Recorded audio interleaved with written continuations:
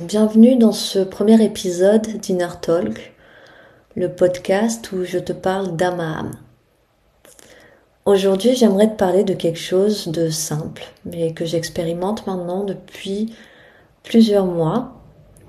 Et c'est quelque chose qui a commencé à émerger à moi l'été dernier.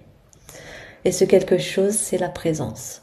Alors je te parle pas de la présence pour être vue, reconnue, validée, celle qui fait du bruit. Mais je te parle d'une présence à soi, comme manière d'habiter sa vie. Simplement, doucement, en ralentissant. Si je dois te faire un petit topo de ce qui s'est passé pour moi l'été dernier, j'ai vraiment ressenti une perte de sens dans ma manière de travailler sur les réseaux sociaux. Il y a énormément de questions qui ont émergé à ce moment-là. Quel était le but de tout ça? Pourquoi poster autant? Quel était le but de cumuler des likes? Est-ce que c'était pour satisfaire justement cette blessure d'être vue, reconnue, validée, aimée? Est-ce que c'était pour satisfaire un algorithme qui était énergivore et complètement chronophage?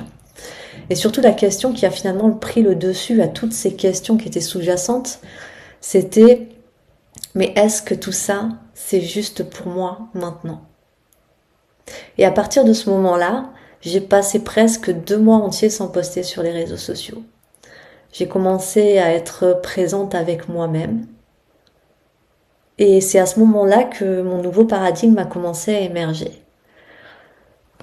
Et que ce changement de conscience finalement s'est effectué, ou en tout cas a commencé à s'effectuer.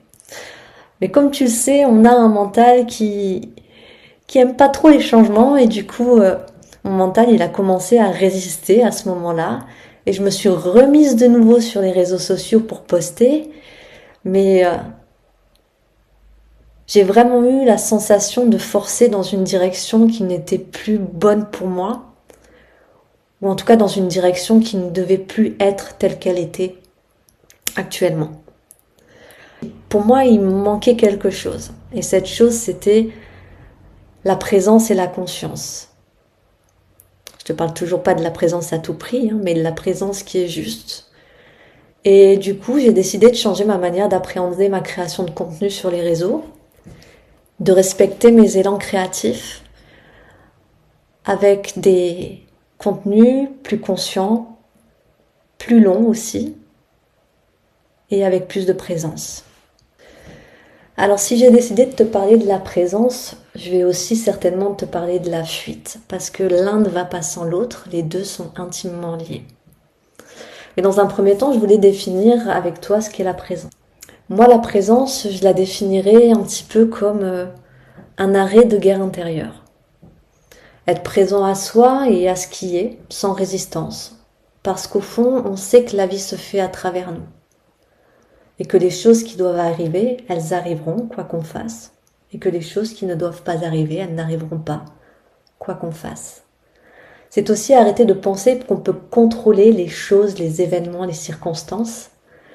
C'est aussi aller à la rencontre de l'espace de paix qui est en nous et qui est toujours disponible.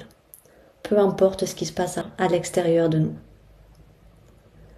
Alors quand je te parle de tout ça, je ne suis pas en train de nier le mental, ni de nier les pensées ou de nier les émotions. C'est justement se rendre compte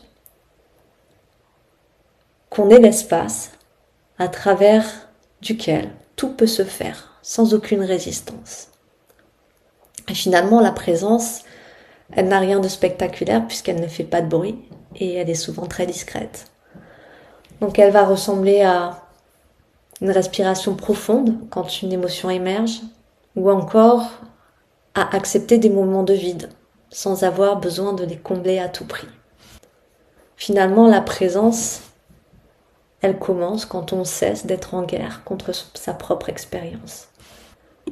La présence, elle commence quand on se dit « je peux rester avec ça, même si c'est inconfortable » et que quelque chose s'apaise en nous. Pas parce que la situation, elle a changé immédiatement, pas du tout. Mais parce que finalement, la lutte, elle s'arrête. On ne lutte plus contre l'émotion qui est là, on arrête de lutter contre son mental, contre ses pensées. Et c'est aussi se rendre compte à ce moment-là que ce qui crée la souffrance, c'est uniquement la résistance à ce qui est. Parce que oui, on met en place des stratégies pour éviter de ressentir des émotions inconfortables. On scrolle sur les réseaux, on utilise l'alcool ou les sorties comme moyen d'échappatoire. Parce que finalement, on a horreur du vide et du silence. Et pourtant, c'est dans le vide et dans le silence que ce qui est encore fragile se révèle.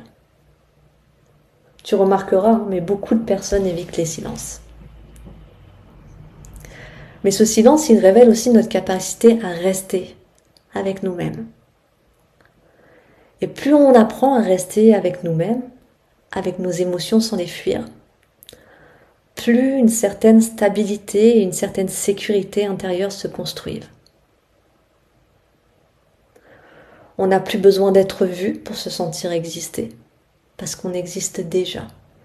Et peut-être que le véritable changement, aujourd'hui, n'est pas d'être plus visible, mais d'être plus intime avec soi.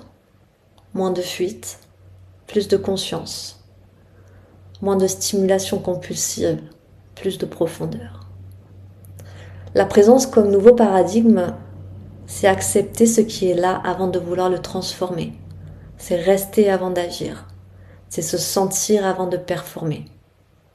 Donc la prochaine fois que tu ressentiras peut-être le besoin urgent de vérifier ton téléphone, publier un post, remplir un moment de vide, chercher de la validation, enfin bref, peu importe.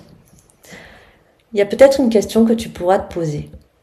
Et la question c'est qu'est-ce que j'essaie d'éviter de ressentir en ce moment ? Alors pas pour te juger, mais juste pour comprendre. Parce qu'à chaque fois qu'il y a une fuite, il y a souvent une part de nous qui a besoin d'être accueillie. Parce que finalement, la vraie liberté, elle commence ici, dans notre capacité à rester avec ce qui est. Je te remercie de l'attention que tu as portée à ce premier épisode de podcast. J'espère qu'il t'a plu. N'hésite pas aussi à laisser un commentaire si tu le souhaites, peu importe de l'endroit d'où tu m'écoutes. Et je te dis à bientôt.